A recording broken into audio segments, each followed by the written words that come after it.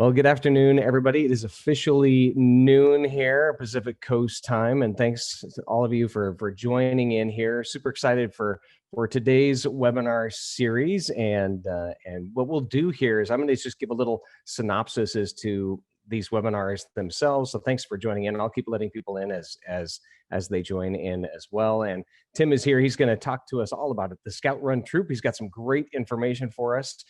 But first, let me just dive in just for a few minutes here and just give a little spiel about the webinar series for those of you who haven't joined in. What we'll cover today is some of the latest news, upcoming events. We'll talk about the topic of the day. We'll then go into a Q&A.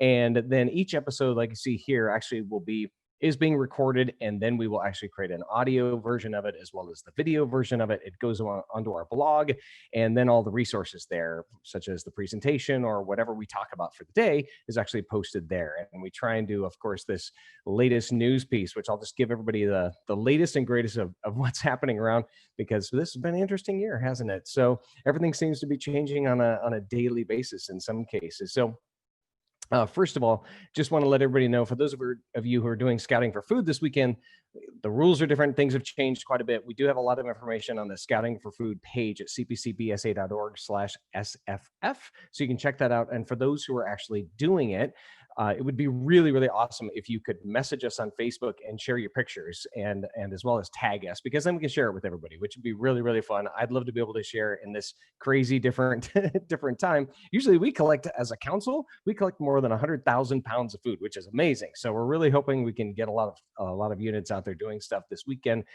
Even though it's going to be family based and all that. But again, the information, rules, and things like that, recommendations are all at the cpcbsa.org/sff.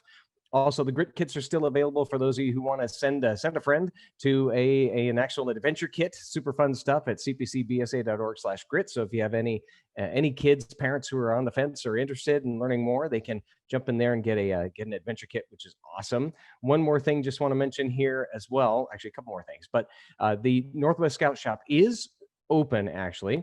And you can check out all the information at cpcbsa.org/scout-shop, because there are some crazy deals going on. Like, it's actually really amazing how much gear is available at our little tiny Northwest Scout Shop. But there's good stuff there. You can get the information there at the webpage. And I'd recommend giving them a call first. There's actually drive-up help and all that kind of stuff too. So being all COVID friendly and whatnot. A couple of things here. We do have the popcorn sale is continuing on throughout the year, so you can check that out at cpcbsa.org/popcorn. And the candy sale is going to be a webinar. You can sign up for it at cpcbsa.org/candy. And there is going to be a webinar about what the plan of attack is for that, as well as just a little survey to fill out, trying to figure out how many people are actually going to do candy sale this year. So there's that. Some last things here on terms of news is that properties right now are going to be closed, but more is going to be coming soon. We're finding out more from the Oregon governor tomorrow. So we actually will have, the best thing for everybody to do is to come to the webinar on the 16th, and Todd and the camping team are all going to give us the latest and greatest on what's happening and what we know. So that's going to be great.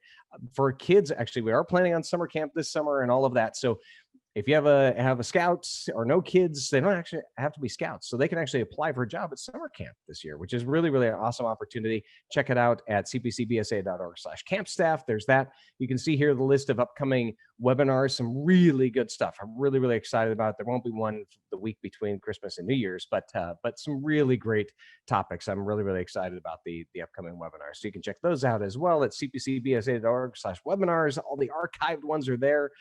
Lastly here, just a couple of quick things about some upcoming events that are happening. Of course, if you haven't done Scout Quest, we actually did it with the staff recently, and it's hilarious. It's fun. The kids have a blast. It's a hoot. And there are all these, there will be like hundreds of activities to do with your family and with friends. And it's really, really fun. So find out more at cpcbsa.org/adventure club. Great. It is hilarious.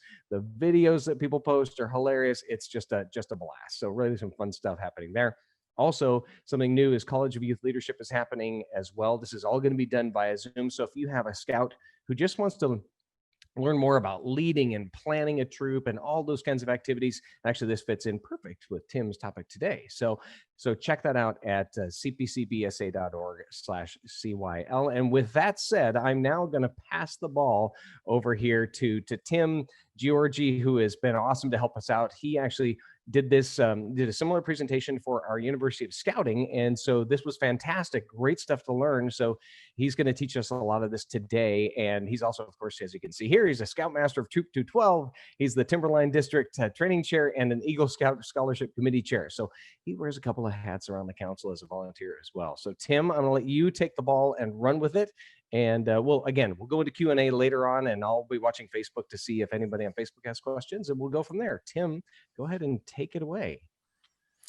Awesome. Thank you very much, Chris. Hello, everybody. Thanks for coming today, taking time out of your lunch hour to come and get some training. It's awesome to see. Chris, if you want to stop sharing, I will share my screen. All right. And we'll get moving here. Let's see what we can do.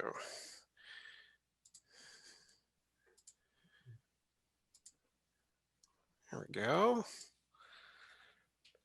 How are we doing with that? You're great. All right, everybody see that? Off we go. And then Chris is going to help monitor the chat. So if you've got any questions, feel free to speak up. There's only a few of us here today. So we can take questions along the way, or even I'll definitely have time at the end that we can open up as well. So let's give you kind of a little bit of an idea of what we're going to talk about today. I'd like to get into, first of all, let's start with our founder, talk about some of his wisdom of what scouting was all about from his perspective. And then let's talk, what is a scout run troop? That's always a question I seem to get from folks. Well, what do you mean? What is a scout run troop? And then why would you even want one? What's the value in having that? Of course, what does a scout run troop look like? We're going to talk about some of the characteristics and ways and things that you can use, and some tools in that vein. We'll look at the leadership roles in that in a scout run troop and see what that is from a senior patrol leader perspective, from a scoutmaster perspective, and other adult leaders. And then if you're not running a scout run troop already, how do you get there? What are some of the steps you can take to make sure you move in that direction, as well as what are some of the challenges to expect along the way? And then as Chris said, we'll save time at the end for some questions. So let's get started. A couple words from our founder here. Oh, that's right. I almost forgot about that. I wanted to post this up real quick here right at the very beginning. Chris is going to take this presentation and make it available in the blog post, as well as a PDF I've got from down at Philmont in a Scoutmaster class down there, advanced training. And we've got that available to you. Those will both be up in the blog post. So watch for that. That'll get posted, I imagine, through the newsletter that the council sends out. And then I did have a couple of resources just really quick to let you know that you can, again, find these in that posting. These are some things that I have pulled out from my time as a Scoutmaster, helped me learn to run and develop youth as leaders. And so let me just kind of show you a couple of those. Of course, right off the bat, you've got the Scouts BSA program. This is up on the Scouts site. There's a ton of resources here. If you haven't checked this out, would definitely encourage you to do that. Scouting Magazine had a great article here a few years ago based on how youth leaders can build and lead a Scout-led troop. Really good information there. This is another site. I've always looked at Clark Green as one of my virtual mentors, if you will. Clark has about, 300 podcasts or so up there on adult leadership and helping to run a unit. And he had a great one back about 4 years ago on what a youth-led troop looks like. I would encourage you to check that out. And then finally, one of my favorites out there is Ask Andy. He is a commissioner in the service of scouting. He has been posting and writing for about 20 years. It is, if you got a couple of afternoons, sit down and look at some of the things, because primarily what Andy writes about is people send him questions. And a common one is, hey, I'm having this struggle in my troop. What do we do? And Andy doesn't pull punches. He is terrific. He's got some great advice. I'd encourage you to take a look at all of these resources. And Chris will have a link to that when we get the blog post up. Now we can get into some of Baden-Powell's wisdom. So first of all, as you can see, Baden-Powell loved the idea of a scout-led unit right from the founding of scouting. You know, it's really about why we have a patrol system. And in that patrol system, you've got to give the scouts real responsibility.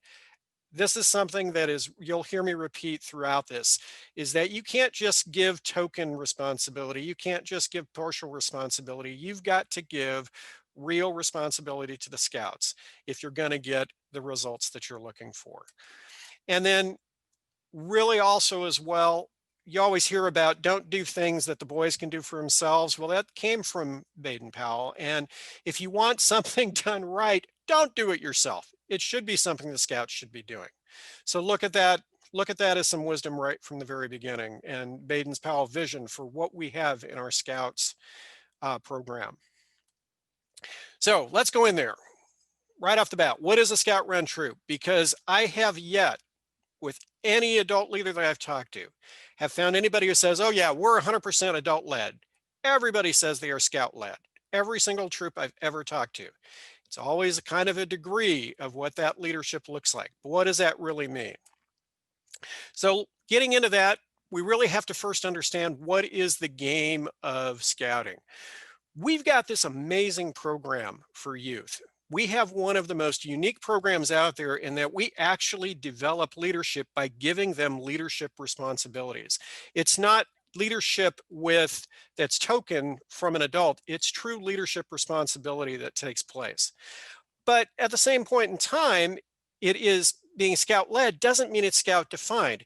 We've got this game. You want to kind of understand it like this. And one of the ways I always like to describe this is thinking about an analogy of a basketball court. You know, if you play a game of basketball, there are rules. There's a lot of things you can do within that rules of the game, but you still have rules to play with. So as an example, you know, you might hear from another troop, oh yeah, we don't have patrols. Our scouts decided they don't want them. Well, patrols are very much part of the rules of the game. That's not a decision a scout could make. I actually had, many years ago, we were having just this horrendous camp out. We had gone up prepared for snow, and instead it rained and it was cold and it was miserable and scouts were getting wet. And the senior patrol leader came up to me and he said, well, we just had a meeting of the PLC and we decided we're going to cancel the camp out. I said, you're going to cancel the camp out? Really? I said, and why do you think you have the authority to cancel the camp? And he goes, well, it's a scout run troop. We can do anything we want. I said, well, let's have a conversation of the rules of the game. So good analogy, coming back to that basketball one, I talked to this senior patrol leader and I said, okay, so tell me something. Let's assume for a minute you're a player on a basketball team and you come up and say, hey coach, I just had this awesome idea. You know that 10-foot hoop we've got over there, we got to shoot baskets in? If we brought that down to 8 feet, we could all dunk. Wouldn't that be awesome? Doesn't that sound like a great idea? Well, as a coach, you're probably looking a little bewildered by now. And he goes, oh, and I've got this other idea too. What if, you know, instead of running that entire court, because gosh, that gets really tiring, let's cut it down to the half court mark. That way we don't have to run as far. And, you know, I think we'll really enjoy it more. Well, if you were the coach, you'd probably be getting a real quizzical look by now. But again, he hits you up with another one. And hey, coach, how about this? You know, those uniforms, we don't like those uniforms. You know what? I think we'd have a lot more fun if we just got to wear what we want and played in our sweats. Why don't we just do that instead? Well, by now, if you're the coach, you're probably falling over laughing. And as a scoutmaster, it's a similar kind of an idea. As an adult leader, part of your job is to help those scouts understand what are the rules of the game. So help them maintain the focus, understand the promise of scouting, but also understands there are some limitation and definitions of the game and what we can do. All right, so why do we want one? We've talked about what is a scout run troop, so why do we even want one? What's the real value of getting into this kind of a mindset? If you have a scout run troop to begin with, your scouts are going to learn critical planning skills. They are going to have to plan the outings, the meetings, the courts of honor. That's real world skills that will last with them all their life. They're going to get to learn to lead in a safe environment, right? We are that safety net as adult leaders. We are the ones there that help them figure out what they need to do, but do it in a way that's not going to be a problem for them physically, mentally, whatever. That we create that safe environment. So leadership is not only knowing what you need to do to succeed, but knowing what to do when things go wrong. And so having that safe environment is a really important piece of that. We also need to let them learn from their mistakes. right? That's also a real hard thing. And sometimes I have a hard time understanding with parents to make sure they see that. You've kind of heard some of the helicopter parent stories or snowplow parent stories. So learning from mistakes is something that scouts don't often get to do out in the real world. So this gives them that chance to do that. And sometimes it is really hard to watch the scouts making mistakes. Watching something being done poorly um, can be a real challenging thing. I know even just on Monday, I had to watch a patrol leader trying to teach his scouts some certain things, and he's a brand new patrol leader. What he had done, and he had seen a 17-year-old Life to Eagle scout training a patrol for the last 6 months. He's a tenderfoot scout. He's trying to step in that role as a patrol leader, thought he had to do the same thing. And so, of course, he stumbled. He made lots of mistakes. Interrupting him is one of the biggest mistakes you can make. But afterwards, took that time with the senior patrol leader to counsel this patrol leader on what he could have done differently and what might have worked a little bit better in the course of working for that meeting.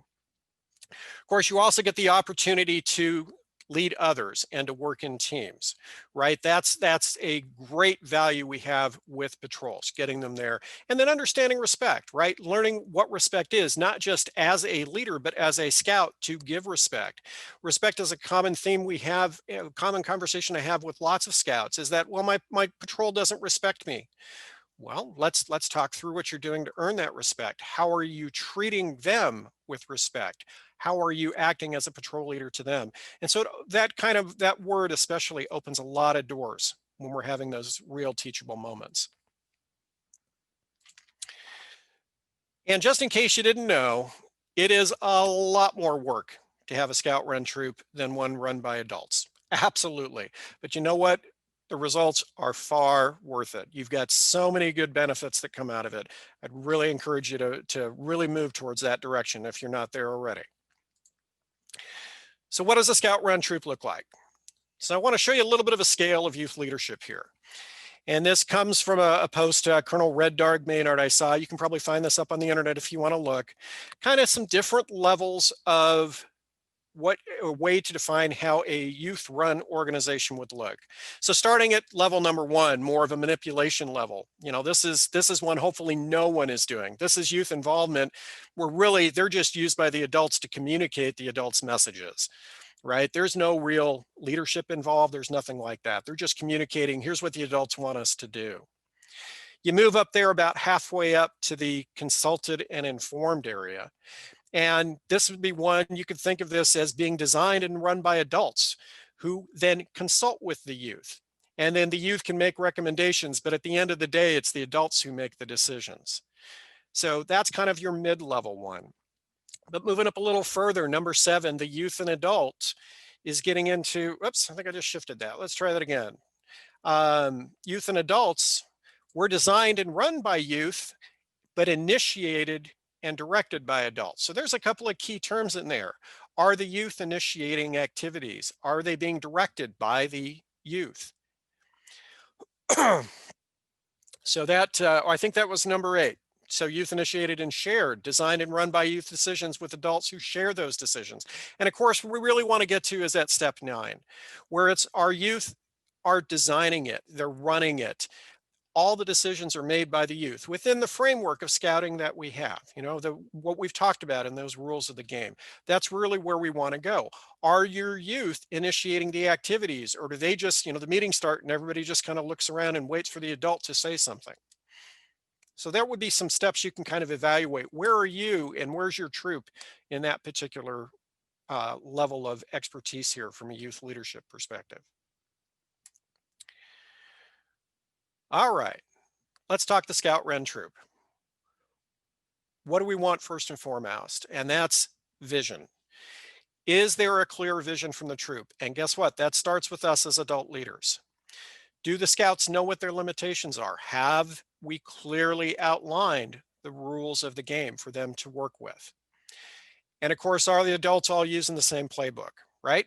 If you've got 9 of your 10 adults in a large troop who are trying to run a youth run organization, but there's one who's not, that's going to be a challenge. So that's really where you got to start, is making sure everybody's on the same page.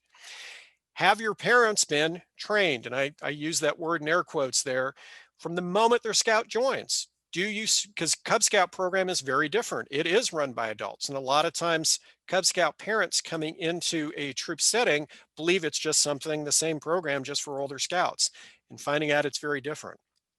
So even better would be, are you starting that adult leadership training or that parent leadership training while the scouts are in the Webelos program and working with them there? So of course, the youth leaders have to know they are supported, right? They have to know who they can lean on. Can they depend on you? That's an important part. And the other real important thing here, and this can be really hard sometimes, chaos is embraced. I have never seen a perfectly well-run troop meeting in my entire time.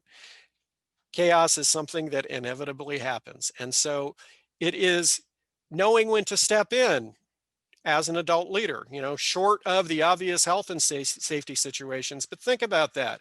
Chaos is an opportunity. And when you end the chaos, you end the learning that the youth are only going to get in our scouting program. So here's a couple tools you can think of for a healthy scout run unit. Number one, of course, the advancement program. Advancement has many requirements of training other scouts. Literally everything, every step along the way gets into working and training. Once you have learned a particular thing and you've signed off on it, the expectation is you're going to now turn around and teach that to other scouts. How about PLC meetings, Patrol Leader Council? These are usually the ones where you're defining the outings you're going to take. You're defining what's happening inside the meetings. You're talking about roses and thorns and things that go well and things that didn't go well. If you've looked at the Journey to Excellence scorecard, which is a great way to find out where you are on the path of having a healthy unit, Journey to Excellence requires 10 Patrol Leader Council meetings. So that's a lot throughout the year, because usually that's where those monthly planning is taking place. And of course, your annual planning meetings, your annual planning conference. This is the opportunity to learn those long-range planning and budgeting skills again that your scouts are going to need. They've come up with the ideas of what they want to do. How do they put that into the framework of a yearly plan? And what's that going to look like from a budget perspective? And yeah, budgeting is also part of that. Do they have a budget they need to meet? Have you set that up with your scouts so that when they're presenting this, when your SPL is presenting this to your troop committee, that they've already thought through a lot of the things that your committee is going to ask and want to know? And of course, positions of responsibility. You've got positions in Star, Life, and Eagle that are all about leadership. They are all about running the troop. You have to have a quartermaster. How is your gear going to get taken care of and checked out by scouts? The word is actually position of responsibility. Is that really a leadership one? To a certain degree, absolutely. But each one has varying levels there that all participate in making a healthy troop. All right. Let's talk leadership again here for a minute. Two main things I want to focus on. So really getting into what is the role of the senior patrol leader and what is the role of the scoutmaster. Let's start with the senior patrol leader. Each of the things that you see up here, the responsibility for the overall operation, taking charge of troop and patrol meetings, troop meetings and troop activities, helping patrols be successful. All of these different areas, this isn't anything I invented. I actually pulled this directly out of the Senior Patrol Leader Handbook. These are the things that are in here. Do you have this information communicated clearly to your senior patrol leader? For that matter, are you communicating the position responsibilities clearly to every position of responsibility that you've been assigned in a troop, everyone that's been going out? These are really critical areas. This is something that your senior patrol leader should have a really good grasp, hopefully also by seeing prior senior patrol leaders and what they did. That will give them an idea. Let's contrast that with the role of an adult leader. And the role of adult leader, number one, helping the youth focus on that vision. Remember, we talked about that. You've got to have that vision up earlier. What is the promise of scouting? What are the limitations and the definitions of the game that we're playing? What does that look like? Role of an adult leader is using a tool called guided discovery. Guided discovery is a fantastic way as a mentor to mentor youth. You guide the leader, or excuse me, you guide the youth into finding their own answers rather than telling them the answer up front. You should be walking through when you're doing your coaching and saying, instead of telling them what they did wrong, but helping them to see what they were. I mentioned the challenge I had just on Monday. And so when I was coaching this particular youth, we were talking very specifically about, okay, so how did things go? What went wrong? What could you have done better? Starting with those general questions, leading then more and more to the specifics. When you were struggling to get the scouts to find their book, why do you think that was the case? Do you think maybe they could have come prepared better? What would that have looked like? So using those questions are a great way to help you mentor the youth. As well, I love getting a scout to that state of I don't know. Right? That's ultimately what I'm looking for with guided discovery. If I can get to a scout to that point of I don't know, now they're teachable. Now I can start pointing them in the right direction to help them find the answer themselves. Uh, Respecting autonomy, incredibly important. You've got to remember that they have that real responsibility. You jump in and take that responsibility away, that's going to damage your relationship with the scouts. They have the latitude to fail within the bounds of safety and propriety. That's a very important part.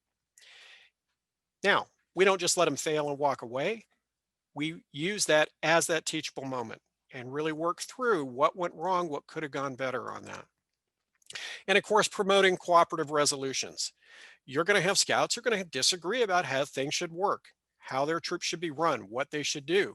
So your job as an adult leader, help them understand there's not just two sides to this. There's not just a right and wrong, just a question everyone's trying to resolve, but do so in a way that is cooperative.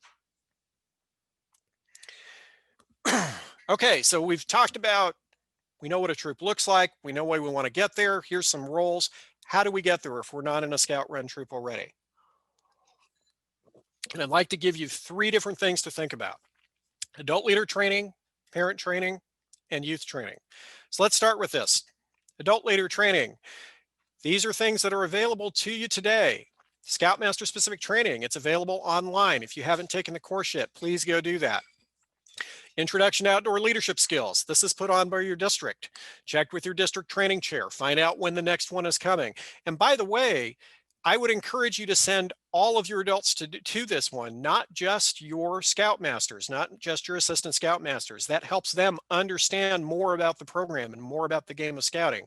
And by the way, it also gives you a nice little step in the direction of succession planning. You start seeing the people who are really interested in scouting itself.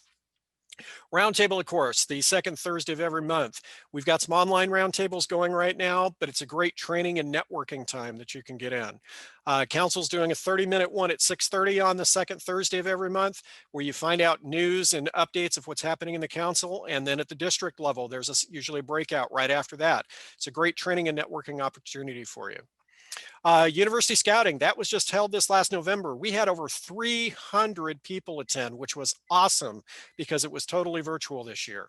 But it's a great opportunity every November. Please make sure you check into that. And if you haven't been to Wood Badge happens once a year. This is one of our premier training opportunities as adult leaders. Look around for the people who have beads. They will tell you all kinds of things about Wood Badge. I did mine about 10 years ago and it was phenomenal. I loved it. World-class training going on. And then really, if you want to take it one more level, our National High Adventure bases have advanced training for scoutmasters and adult leaders, and any position you can just about think of occurs in the summer. Check out those catalogs. So then parent training, I kind of mentioned this, even if your parents don't have a role, encourage them to go in and take that adult leader training. The more your parents are on the same page that you are as adult leaders, the easier your job is going to be at the end of the day. So set those expectations. This is what we do. This is how the troop is run. This is why we do this scout-led experience. This is why what the value is, the value proposition at the end. You also get an opportunity if you have a scout who is Star, Life, and Eagle. Talk to the parent about what that position of responsibility is. Help set those boundaries. The position of responsibility of quartermaster does not mean the parent goes and gets the gear. It should be something the scout does. It doesn't mean the parent does the website. The scout is the webmaster. They should have that responsibility to do that. And then, of course, really understand advancement. What does advancement look like? What is your, what I like to call that fine line of no help whatsoever versus helping too much? Help them understand that. I would encourage you, if you've got Court of Honors 3 times a year, which is what's recommended in the Journey of Excellence, you've got some time 3 times a year then to do some parent training right before that Court of Honor takes place. Gives you a chance to do that and help discuss and regularly talk about what the Scout-led model looks like. And this is a really important one to talk to your parents about. Make sure you are the buffer between the parents and your senior patrol leader. I know the parents in our troop know very well if they've got a challenge with what's going on in the troop, they come and talk to me. They don't go talk to the senior patrol leader. I will talk to the senior patrol leader. I will communicate from that parent in a way that will, number one, help the leader know from a mentor position, help that senior patrol leader understand that. As well, sometimes, certain parents may get a little upset. You don't want that anger taken out on your senior patrol leader. I'd much rather they come and take that anger out on me. Let me work with the senior patrol leader to deal with that. So youth training is kind of the last one here. So as adults, we're going to mentor those youth leaders. It's one of our jobs. Those older and experienced youth mentors are also going to be mentoring the youth. So all kinds of training opportunities. You've got training opportunities every time you've got a troop meeting, you've got an outing, anything along those lines. There should be involved some kind of training element. And then of course, there's the formal ones. Introduction to Leadership Skills for Troop, ILST. Hey, if you don't know, that's offered right now virtually. There's 2 classes you can take up, or you can have your scouts take online that finish up with 1 Zoom call at the end. So you can do ILST even today under COVID. Your Leadership Development Conference, Chris talked about that. Great opportunity coming up on December 12th. If your scouts are not going to that, I'd encourage you to look at signing them up. It's a really good time, again, of that youth teaching youth experience in how leadership works. And there's various different tracks in there, from a patrol leader track to a senior patrol leader track, to see what those are doing. Last 2, NYLT, National Youth Leadership Training, every summer. This is put on at the council level. It's a week-long training experience for your youth.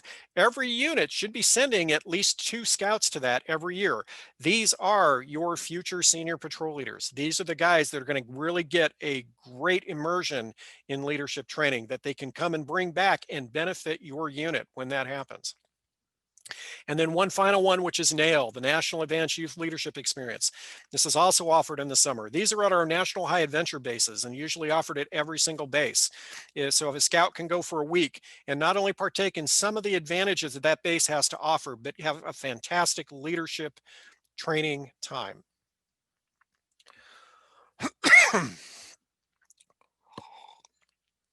Okay, finally, let's talk about challenges, because the scout run troop does not happen overnight. What are some of the things that you can run into? All kinds of different issues, but here's some ways that you can help solve them. Again, mentoring, right? You've got adults and youth who can do that mentoring work. It's something that you really need to take advantage of. Help them see that vision, help them understand what the ideal state is we're trying to get our unit to be in. Some cases, it may be a question of a fitness for a particular role. A scout may be trying, but they may not have the qualifications yet. They may not have the maturity yet to handle a particular role. I've had this happen before. As an example, I had a patrol leader, and he was struggling as patrol leader. He was very quiet. He was very shy, but you know what? He stepped up and said, I will try this. And after about 3 months, I could tell he was miserable. He was just absolutely hating it. And you know what? His patrol was not enjoying it. We're really having a challenge there. So I asked him, I said, well, he took the role because he was working on his star rank. And I said, tell me something, this fit doesn't feel like it's a good one for you. Would you perhaps be more comfortable taking on a role of webmaster or quartermaster? And we had several other that we went over. And he was relieved. He said, yes, I hate this. I don't like being patrol leader at all. This, I've learned I don't like this frontline leadership. I'd really like to take one of those on. So we worked with his patrol. They elected a new patrol leader. He went on to take a different position of responsibility, much better role. And by the way, he still got credit for that role of the time served. We'll get into that in just a minute. Scoutmaster Conference is also a really good tool you can use. Scoutmaster Conferences are not just for advancement. They're a great time for you to sit down and talk with that youth and get to know that youth better. How are they doing in the troop? How are they responding to the game of scouting? Do they like what they're doing? Or what would they like to see change? That's one of my favorite questions I like to ask is, if you were king for a day, what would you change in the troop? What would we make happen? Have yet to give me a scout that doesn't have an answer to that. Everybody's always got an answer. And just to kind of a final thing to finish up with on the advancement credit, remembering those positions of responsibility. If a scout is in the role, the scout gets credit. All right, that's a really important thing. You have to remove the scout from the role for them to no longer get credit for it. If that happens, if it's over winter break, they still get the 2 weeks of winter break, folks. That's how it works. And that is, you can find that up into the Guide to Advancement 2019, that you can find that up on the BSA website. So anyway, hope these are some tools that you can use, address any challenges in moving to more scout run model. And now I think it's time for questions. Do we have any? Yeah, we actually had one about where the ILST course is. If you know, I've seen some councils are running it. We're actually going to be we're working on scheduling a webinar actually on that specifically as well. But do you know if the actual, where that course might be available online right now? Yep, if I can actually, I'm going to do something live here. Let's see if I can do this. Great. And in the meantime, I'll actually post in the chat here our CYL, our College of Youth Leadership post or link here. Give me 1 second. And you can actually register for that there, gang. It's going to be really great. It's just 1 day, and there's actually a schedule there on the webpage that you see the link to there at cpcbsa.org/CYL. So you can go check that out. And that's happening here on December 12th. And it's really going to be great. It's another one of those that with University of Scouting is usually in person. Same with CYL. They usually coincide. And so a little bit different this time around. Awesome. And Tim just put in there the link to the youth training there, to ILST. Awesome. Thank you. Yeah, good information right in here. There's a good syllabus in here as well. And I would encourage the instructor overview. Have your older scouts participate in doing the third part of this. So it's a great opportunity. We're going through it right now because we just had new leaders elected in November. Normally we have leadership elected every 6 months. And so November and May, and that kind of corresponds with our summer camp. We have a summer camp senior patrol leader and a camporee senior patrol leader. And so that's how we tend to structure those terms. But then do that ILST, even if they've gone through it before. And sometimes, I got a lot of flack from all of the newly elected leaders because they've all done the in-person introduction for leadership skills for troops. And so I talked to them about, well, here's the value. You are a new team. You haven't worked together as a team before. And plus that, you've never gone through this online version. Let's take a look. And we had a great conversation on Monday because they all watched the first video and they were all talking about, hey, I learned this new. You never taught us this. It's usually how it works out, but it's a great course. Do recommend it. Great. I'm actually just replying to a couple of things here actually in our chat here. We had another question. How would you, do you have any recommendations, tips in terms of COVID and doing so many things virtually? I know with our troop, I'm a new Scoutmaster. So full disclosure, I'm a brand new Scoutmaster as well of Troop 107 in Northeast Portland. And so what we've been doing is we've been basically meeting with we have 2 co-SPLs. And so we've been meeting on Sundays before our Tuesday meeting just to, all right, are we ready to go here? What do we need to do different? Because it's been so up in the air, right? So we've been meeting in person, then we're not meeting in person, then we are, and then we're meeting distance, and then we're doing scouting for food, but totally separated. And so what other things have you been hearing or that maybe people are doing? Any other tips there from sort of this virtual and COVID perspective? Sure. I mean, if you're operating under COVID right now, most likely you're following the cohort model, which cohort Sounds an awful lot like patrol when you start thinking about it. And so your cohorts are meeting, and the cohorts then have their own planning activities that they are doing. They have their own organization that they're doing. So we were meeting as cohorts for quite a while. We came back to online meetings the last couple of weeks during the freeze, which the entire troop was then participating. But then we also used the breakout rooms in Zoom to go into those cohort meetings. One group was working on, the older scouts were working on planning their upcoming high adventure trip. We do a high adventure trip every summer. So they were starting to talk about, well, where are we going to go this year? What are we going to do? The younger scouts were focused on trail to first class training during that breakout. So it's a great way to do that. I see some stuff in the chat about knots over Zoom, which is great. Videos. And of course, you got to have something fun. So make sure you have some kind of fun activity that is that draw. My scouts absolutely love to play werewolf. It's a troop favorite. We play it on campouts. We've been playing it on virtual meetings. That's a great game. There's several other ones. If you start, it's really interesting because if you start Googling virtual troop meetings, you will find there's actually now quite a number of things written up of different opportunities and different things that you can find. That's great. That's great. Somebody said they met outside all summer and then indoors with doors open for about 4 weeks. Then the freeze. We are meeting weekly virtually and plan to do so through January. And yeah, somebody did knots over Zoom. That's great. We actually did something similar. Oh, look at this. I actually have our little knot tying kit right here.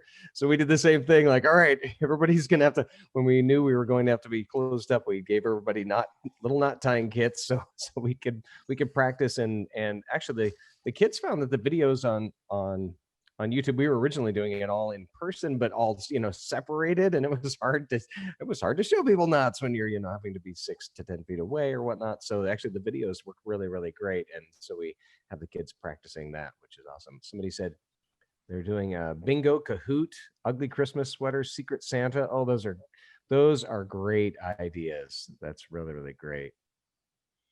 And boy, I really appreciate the creativity. That's really, really fun. And good tip on the YouTube. I didn't think about that. So we'll have to search around for that. That's really, really great. Any other questions, folks? I'm going to check on Facebook here real quick and see. Hi, this is Bill. Can you hear me? Yeah, great. Bill, what's your question? Tim, you mentioned that if under your role fit section, if you had a scout that wasn't maybe up to what he was elected to do, you might switch him out. Since our scouts are usually elected to those positions, maybe you can tell me a little bit how you would handle that. Well, if you're having a challenge with a scout not fulfilling his role, your only opportunity, at least in terms of advancement credit, is to move him to something else, or basically stop that role. If a scout is absolutely flailing there, you don't want them to continue in that. They're not going to enjoy that. The troop's not going to enjoy that. So it's really a time to have that conversation with your senior patrol leader, first of all, and the scout themselves, and start talking about what's a different role that you can take on. It seems to me that just about every troop I've seen, there's always unfulfilled roles that you have out there, that even you can have multiple roles, even of instructor or a junior assistant scoutmaster, right? You can have people fill those roles in multiple ways. So maybe it's an opportunity to say, let's talk about moving you over here, and then let's get approval along the way of the Patrol Leader Council, for example, and talk that through. And that would be something obviously guided by the SPL. If you get the SPL to buy off on this move, then talk to the PLC, make sure they're all good with it. Again, you're involving the scouts in that decision when you go down that route. Does that help? Yes, thank you. That gives me some ideas. It's just a matter of how to do that smoothly. And have you ever asked maybe a scout that's in another role to maybe swap with somebody? Well, if the scout's doing a good job in that role, then no. We want them to continue to do that, because that's, first of all, they're the ones who usually were appointed or elected to that position. And it may be that, okay, you know what, we're going to take you out of this role, and in 3 months you'll be able to choose a new one. But I always try to give them the opportunity to take on a different one, especially if they're working and using that role towards advancement credit for Star Life or Eagle. All right, thank you. That's great. Audrey was asking how often are people meeting, our troops meeting, our units meeting, and if they're meeting virtually and whatnot. And it's definitely been all over the map from what I've heard. And like you mentioned, Tim, that with the lockdown, that it's just really, really virtual these days. And we've been hearing that there's some are meeting every other week, some are meeting weekly, some are meeting monthly, some are meeting monthly, and then having other activities and doing check-ins, pretty virtually. So it really is all over the map. And one tip that we've heard from a variety of folks is it really boils down to the unit checking in with parents and the kids and saying, hey, what do we want to do here? What are our back to your goals and objectives? And being very nimble and flexible about that these days. It may sort of shift and change based on what you want to do. Our unit was doing camping and cooking merit badge, and so that was our goal, was to finish those things. And so we've had to do some things virtually as well, just to have kids, having the scouts do some of those activities virtually rather than in person. Have you been hearing anything else in that regard, kind of how often people are meeting or whatnot? And pretty much like you said, it's all over the map. I think council's direction has been at least twice a month, which I would definitely recommend as well. You want to keep that momentum going. It's, if you're not only meeting once a month, that's really, really hard to get people to attend and to work through, as well as trying to keep those events going as long as you can do those events. This summer, we still did many different events. We had camping outings, we had bicycling outings. We're kind of waiting to see what the new requirements are going to be from the state and to see if we can even do something this month. But encourage you to do that. That big outing that you do every month, that big event, that's a lot of where scouting happens. If all your scouts do is come to troop meetings, they're going to get bored out of their minds before too much longer. That's a super, super good point. Lisa just mentioned that they were meeting in person, and when they did, they wore masks, they were socially distanced and taking temperatures, and yeah, it really is all over the map, especially in the CPC, where we actually cover 19 counties. So dealing with different county rules. I mean, it's been quite a conundrum, and let alone any kind of travel between counties too. So being aware of what those rules are, not just where you are, but if you were planning an outing and having to go somewhere, what does that really look like? And so, which is why we're doing so much around family-oriented pieces and really small cohorts, which is interesting because it's like you said, I mean, that's really the original intent, was actually doing this in small units. Our troop is really is pretty small, about 10 to 12 kids, and so I'm actually pretty thankful as a new scoutmaster. It makes my life actually much easier, I'm sure, than it is having a giant troop. But being sort of patrol focused, or in the Cub Scout world being den focused, has been really the key, it seems, no matter what's kind of the new rules and regulations are. And the other thing too to think about is, how has cohorts changed the role of your youth leaders? Before, when everybody met together, it was your senior patrol leader who leads those meetings, who leads the outings. Now we have cohorts. So, Chris talked about they have 2 co-senior patrol leaders. Awesome. We went ahead and we talked it over with the PLC and said, how do you guys think we ought to handle it? Well, they still wanted to have a senior patrol leader, but what we're doing instead is that senior patrol leader is now more behind the scenes, coaching those patrol/cohort leaders and working with them. We still have PLC meetings that bring everybody together, but you find a model that's going to work, and just, again, work with your youth to find what that's going to be for them.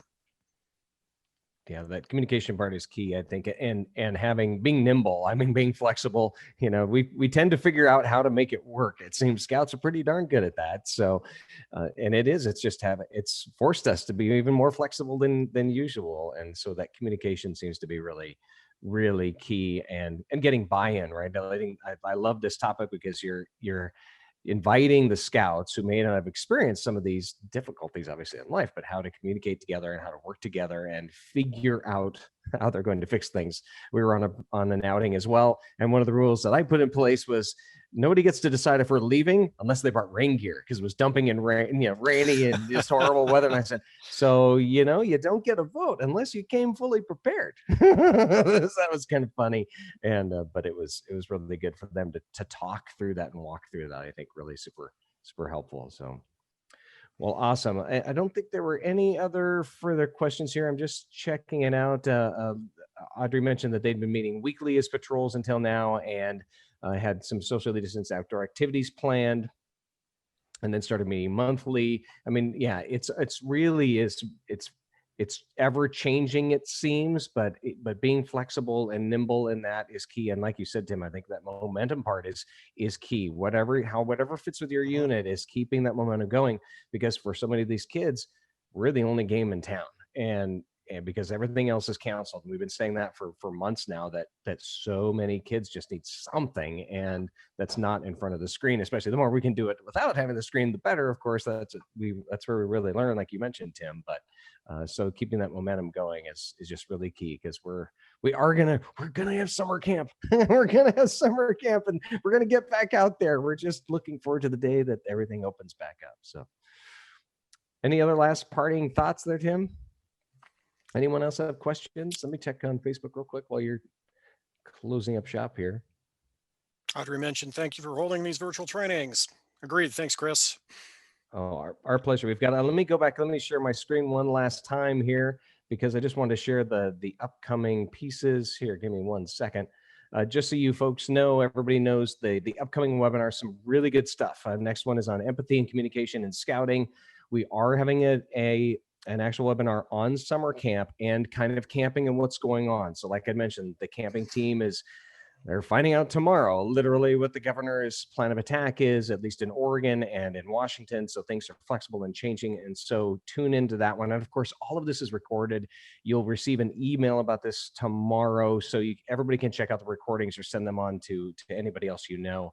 On the 23rd, we'll have just some video series about why I scout, some really great stories of folks in the real world who were scouts and are scouts, and it's going to be great. We're going to have another piece on grit. It's going to be very tied into a lot of the psychology and the things that we're having to deal with, our mindsets and things like that, and about having grit. So that's going to be really great right at the beginning of the year. And to tie into to being prepared, disaster preparedness, we're going to have a really great piece on that in January as well. So those are the upcoming webinars and that are happening. So watch your emails for that, watch Facebook for that. And thanks, Tim, for doing this. This has been just awesome and super helpful. And I just really appreciate your time for this in University of Scouting. And it's just wonderful. So can't thank you enough for joining in to help us out there. Thanks, Chris.